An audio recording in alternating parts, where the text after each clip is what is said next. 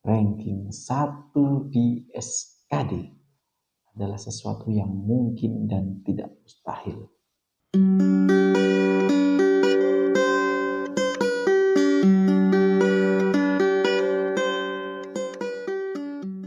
Ya, baik, selamat pagi teman-teman. Selamat datang kembali di channel Brother CPNS. Channel yang akan terus mengupas tuntas tentang seleksi dan persiapan CPNS yang pastinya dengan tepat, akurat, dan bermanfaat bagi kalian. Oleh sebab itu, simak dan tonton sampai selesai supaya kalian nggak gagal fokus. Oleh sebab itu, nggak usah lama-lama. Kencangkan sabuk pengaman, kita akan terbang tinggi mencapai cita-cita sebagai ASN. Baik teman-teman, kali ini saya akan berbagi pengalaman. Tentunya pengalaman saya bisa lolos menjadi seorang ASN. Teman-teman, sedikit informasi bagi kalian bahwa seleksi CPNS itu terdiri dari 3 tahapan seleksi, yaitu yang pertama tes seleksi atau seleksi administrasi, yang kedua tes seleksi SKD, seleksi kompetensi dasar, dan juga yang terakhir seleksi kompetensi bidang atau SKB.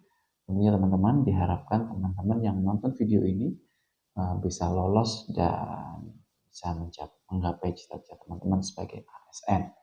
Gitu ya teman-teman ya. Oke, teman-teman perlu teman-teman ketahui, saya nggak niat pamer teman-teman di sini ya. Saya ingin berbagi pengalaman dan paling tidak saya berharap dengan adanya video ini teman-teman jadi termotivasi untuk semangat belajar, semangat mempersiapkan diri supaya teman-teman nanti bisa lolos sebagai ASN. Oke, teman-teman, saya adalah CPNS yang telah lolos.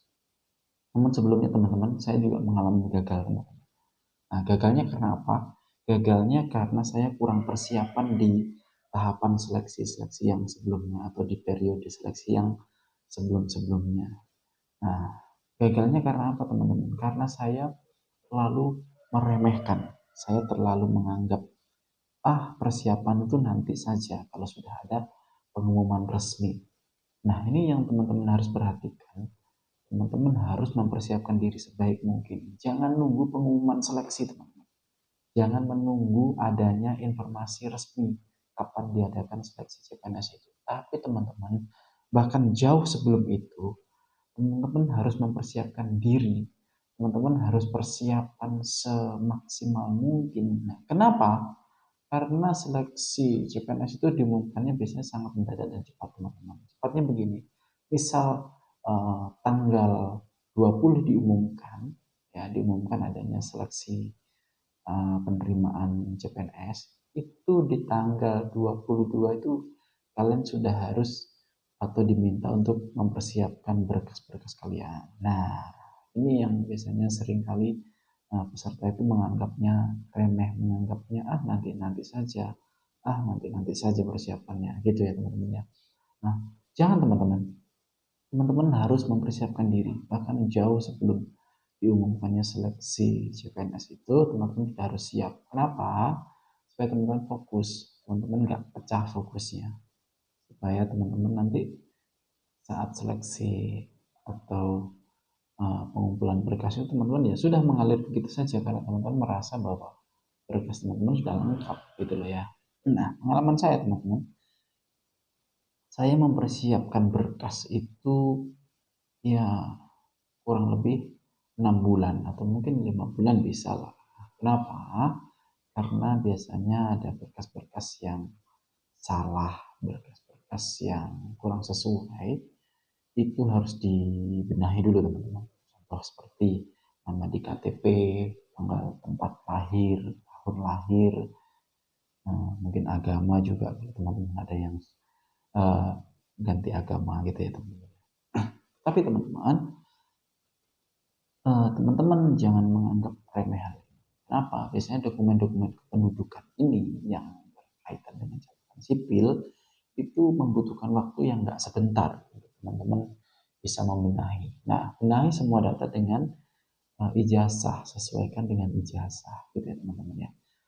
Jadi teman-teman diharapkan yang menonton video ini segera memeriksa ijazah kalian, ketika kalian juga mungkin berkas-berkas yang lain sudah sesuai atau belum. Yang biasanya paling sering terjadi itu nama di KTP itu nggak sesuai dengan nama di ijazah. Nah, pastikan nama di KTP kalian itu sesuai dengan di ijazah, karena dokumen kalian yang dianggap resmi adalah ijazah. Semua disesuaikan dengan ijazah. Mau nama, mau itu tempat, tanggal, bulan, dan tahun lahir, sesuaikan semua dengan ijazah. Itu teman-teman ya. Saya membenahi itu 5 bulan teman-teman, 5 bulan sebelumnya. Nah, saya sudah benahi, dan saat pemberkasan atau mungkin seleksi administratif itu dimulai, ya maaf teman-teman, ini ngomongnya sedikit agak ini karena buru-buru ini hari kerja dan harus persiapan untuk masuk kerja. Jadi teman-teman, saya mempersiapkan itu semua itu dulu 5 bulan sebelum adanya seleksi PNS itu saya sudah siap. Nah, kemudian setelah pemberkasan itu atau seleksi administrasi itu selesai, kalian dinyatakan lolos tahapan seleksi ini, kalian dihadapkan pada seleksi SKD, seleksi kompetensi dasar. Nah, kebetulan teman-teman saya nggak mau niat sombong atau apa, atau saya mau pamer, enggak. Saya ingin memotivasi teman-teman bahwa semua itu tidak ada yang mustahil. Semua itu tidak ada yang mustahil, termasuk ranking 1 di SKD. Nah, teman-teman, kebetulan saya juga ranking 1 di SKD dengan nilai yang menurut saya lumayan tinggi atau mungkin juga cukup tinggi, berhasil ranking 1 atau peringkat 1 di SKD. Nah, teman-teman, mungkin ada teman-teman yang mengatakan bahwa ranking 1 di SKD itu enggak terlalu berpengaruh, bisa kok gagal di SKB. Benar, saya pastikan atau saya mau bilang itu benar. Tetapi paling tidak jikalau teman-teman ranking 1 di SKD atau peringkat 1 di SKD, teman-teman merasa bahwa sedikit lebih unggul daripada pesaing teman-teman. Jadi teman-teman bisa menghadapi SKB itu ya dengan enjoy, dengan relax, tanpa tekanan gitu ya teman-teman ya. Atau mungkin teman-teman malah tertekan gara-gara ranking 1. Jangan ya teman-teman. Teman-teman harus optimis, semangat bahwa teman-teman bisa. Nah, jadi maksud saya gini teman-teman, kalau kita bisa mendapatkan nilai yang tinggi di SKD dan juga mungkin kebutuhan formasi di tujuan kalian itu banyak, lebih dari 1 atau mungkin bisa bahkan 3 formasi gitu, teman-teman bisa sedikit lega gitu. Kenapa? Di saat pesaing teman-teman itu berpikir ingin atau harus unggul di SKB, nah teman-teman hanya mengalir saja nanti di SKB. Teman-teman bisa mematok standar nilai, saya harus sekian. Kalau pesaing saya nilai SKD-nya sekian dan mungkin SKB-nya harus sekian gitu, mungkin ya teman-teman. Maksud saya gini, nilai SKD dan SKB kalian itu bisa kalian hitung, dan SKB itu soalnya itu luas teman-teman ya, cakupannya luas. Biasanya kebanyakan itu mencakup tentang undang-undang, peraturan menteri, ya pokoknya peraturan-peraturan yang seperti itu di SKB. Biasanya sesuai dengan tupoksi jabatan yang kalian lamar. Itu ya teman-teman ya. Jadi ranking 1 di SKD itu sesuatu yang mungkin dan tidak mustahil. Ingat, ranking 1 di SKD adalah sesuatu yang mungkin. Ranking 1 di SKD adalah sesuatu yang mungkin dan tidak mustahil. Teman-teman harus menekankan pada diri teman-teman bahwa teman-teman pasti bisa. Itu ya teman-teman. Nah, ini saya akan menunjukkan teman-teman ini hasil SKD saya di waktu saya mengikuti seleksi CPNS dan berhasil mengantarkan saya lolos menjadi seorang ASN. Nah, ini teman-teman ya. Ini adalah nilai saya.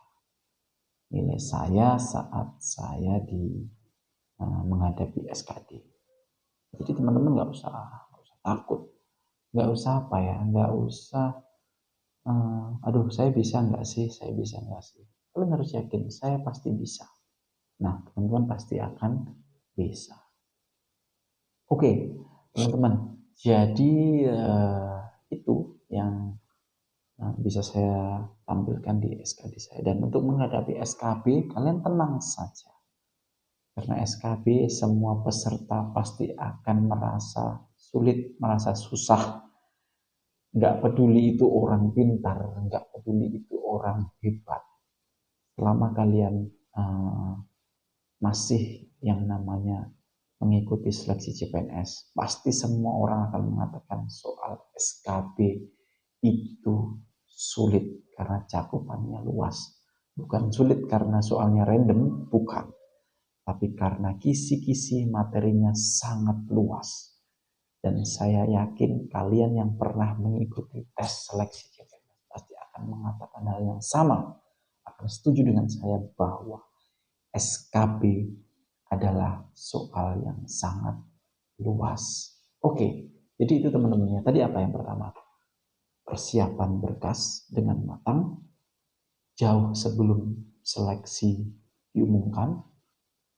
Kemudian SKD, usahakan SKD itu kalian mendapatkan nilai tinggi dan memenuhi passing grade sehingga kalian sedikit tenang, enjoy saat menghadapi SKB. Dan SKB perlu ketenangan, belajar materi yang saya bilang sangat luas, seluas samudra mungkin ya. Enggak lah, mungkin agak hiperbola juga. Seluas samudra, materinya sangat luas. Dan oh ya teman-teman, saya lupa, belajarlah SKD dengan orang yang tepat dan berpengalaman. Kenapa? Karena di luar sana itu banyak YouTuber atau mungkin video-video di platform YouTube ini yang membahas soal SKD itu yang terlalu luas materinya. Akhirnya kenapa? Membuat kita bingung, khawatir, cemas, dan membuat kita juga mungkin terlalu overthinking gitu ya. Padahal enggak, soal SKD itu cakupannya ya itu saja. Jadi kalau kalian mau belajar, belajarlah dengan orang yang berpengalaman, belajarlah dengan orang yang pernah menghadapi SKD, supaya kalian nggak sesat gitu ya. Mungkin itu yang dapat saya sampaikan saat ini teman-teman, karena saya harus bekerja dan saya berharap teman-teman tonton video ini sampai selesai. Dan kalau teman-teman merasa video yang saya sampaikan ini bermanfaat, silahkan silahkan klik like dan subscribe, serta jika teman-teman mempunyai pertanyaan yang harus dijawab atau mungkin merasa pertanyaan teman-teman itu penting, silahkan tulis di kolom komentar supaya saya bisa lihat pertanyaan dari teman-teman dan saya akan berusaha menjawab pertanyaan teman-teman di video saya yang berikutnya. Oke, teman-teman, saya akan bangga jika saya menjadi bagian sejarah dari kalian, bisa membimbing kalian sampai lolos menjadi seorang ASN. Oke, gitu ya teman-teman ya. Selamat pagi, siang, sore, malam, dan selamat beraktivitas. Tetap semangat.